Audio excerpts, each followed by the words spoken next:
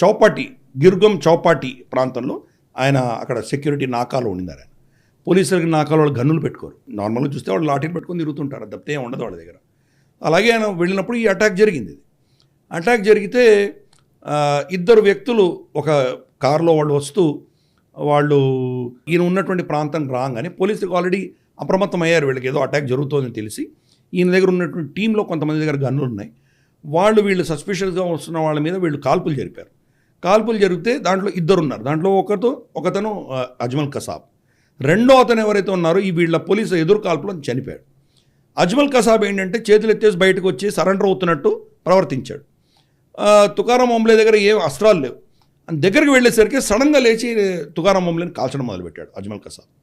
కాల్చేసరికి ఈయన ఆ గన్ యొక్క బ్యారెల్ను పట్టుకొని దాన్ని ఇంకా మిగతా జనాల మీద వెళ్లకుండా దాన్ని ఆపేసరికి ఆయనకు బుల్లెట్లు తగిలాయి. సో ఆయన మన అజ్మల్ కసాబ్ మీద పడి గట్టిగా పట్టుకునేసరికి అతను పారిపోలేకపోయాడు. ఇంతట్లో అతని మిగతా అనుచరులందరూ వచ్చి అతన్ని పట్టుకొని అతన్ని కస్టడీలో తీసుకోగలిగారు. అజ్మల్ కసాబ్ దొరకకపోతే ఈరోజు హిందూ టెర్రరిజం అనేది ప్రపంచవ్యాప్తంగా స్థాపించబడినటువంటి ఒక విషయం అయిపోయింది. కాంగ్రెస్ ప్రభుత్వం దాన్ని కోరే, అలాగే ఐఎస్ఐ దాన్ని కోరుకుంది. అందుకే నేను ఇందాక చెప్పాను కదా, అజ్మల్ కసాబ్కి ఎర్ర తాడు చేతి కట్టి పంపించారు.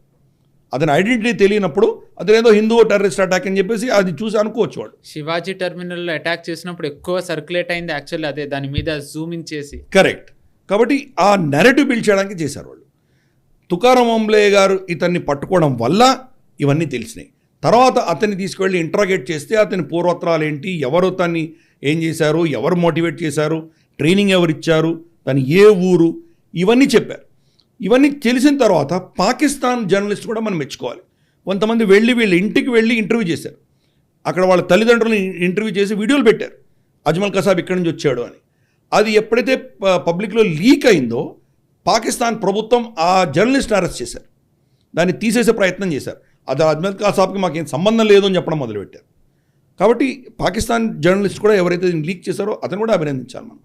ఓవరాల్గా ఇది చేయడం వల్ల, తుకారాం ఓంబ్లే గారి బలిదానం వల్ల ఈరోజు హిందూ టెర్రరిజం అన్నటువంటి ఒక ఫేక్ బోగస్ కుట్రపూరితమైనటువంటి ఒక ప్రాజెక్ట్ ఏదైతే కాంగ్రెస్ ప్రభుత్వం టేకప్ చేసిందో అది నాశనమైంది.